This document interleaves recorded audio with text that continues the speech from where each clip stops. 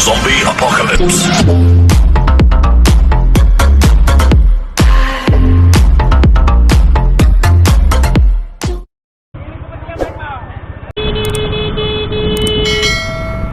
Okay guys, 15 years old below naman tayo. So bali itong race natin ay part pa rin ng ating birthday celebration, Francis M. Vlog. At titingnan natin kung sino ang malalakas dito sa youth category natin guys. Medyo marami-rami din itong ating contestant guys na galing sa iba't ibang bayan ng Pangasinan. At may ilan din galing sa bayan ng Zambales.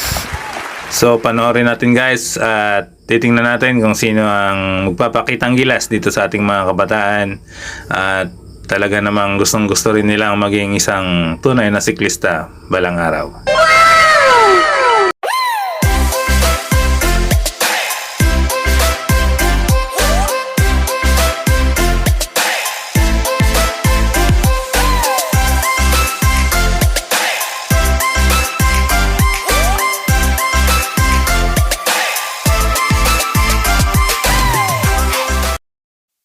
Sa part na to guys, biglang umangat yung isa nating kabataan at sinundan din ng naka-jersey in white at may isa pang sumunod guys. So hinabol nila yung nag-breakaway at sumunod na rin ang peloton. Mula sa likod, isa pang kabataan natin guys ang humabol sa ating breakaway.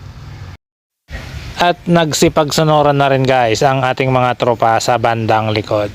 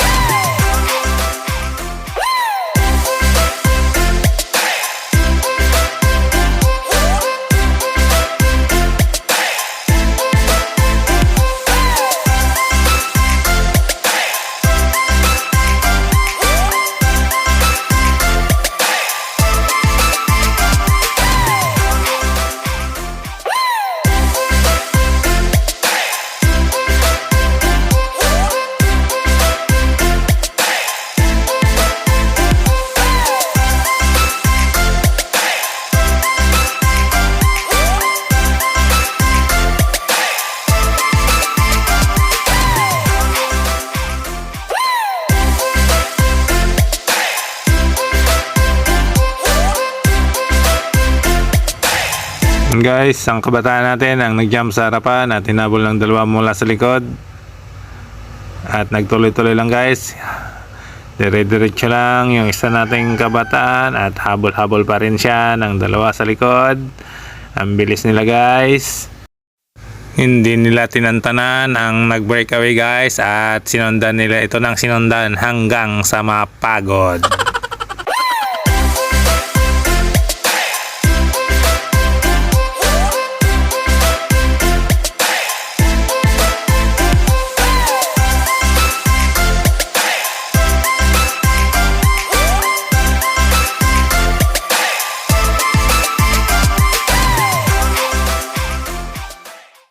Yun nga guys, at nagtuloy-tuloy na itong tatlo nating kabataan sa may harapan at gusto na yata nilang tapusin agad ang laban. Last 100 meters na lang guys at iikot na itong ating mga kabataan at babalik na ulit sila sa finish line.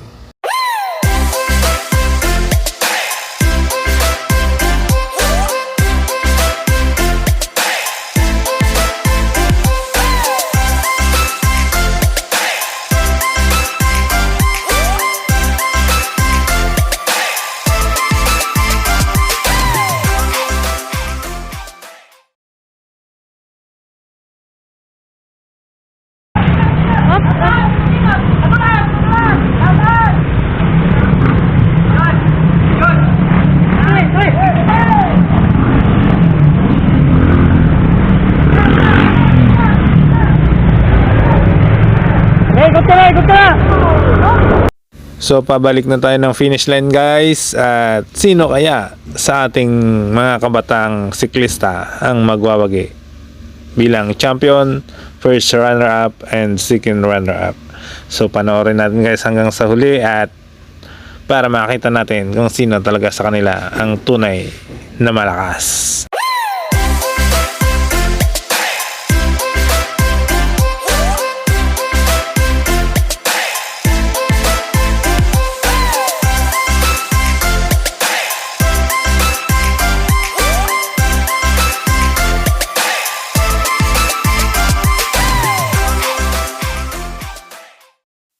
So sa part na to guys ay kompleto na naman ang ating peloton at inabutan na nila yung tatlong nag-breakaway kanina.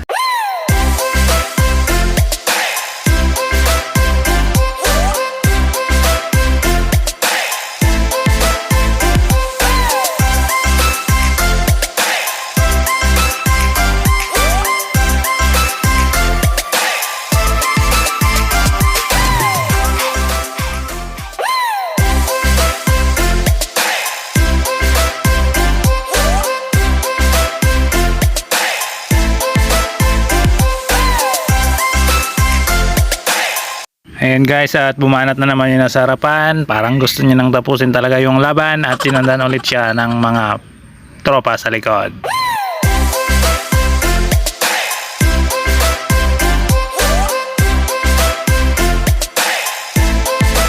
Last 1.5 kilometers na lang guys ang natitira sa ating karera.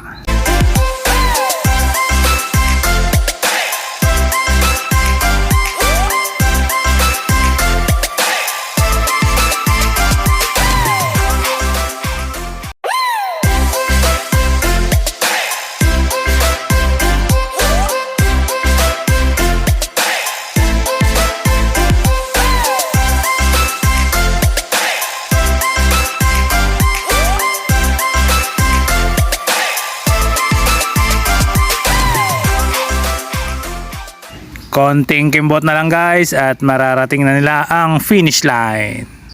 Salamat kay Reds Production na nag-donate ng mga certificate para sa ating mga winners guys.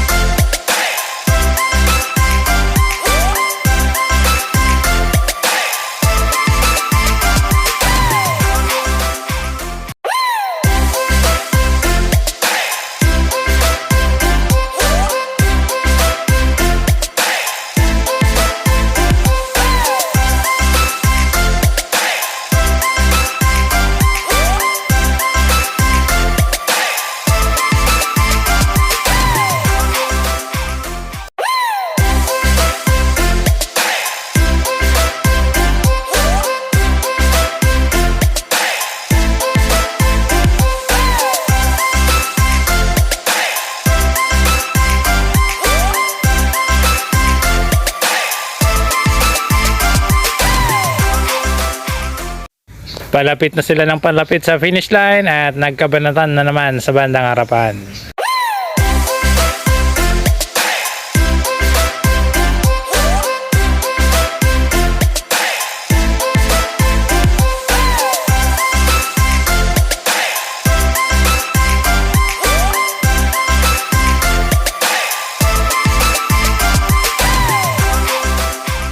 Last 700 meters na lang ang natitira. Sino kaya ang magwawagi sa labang ito?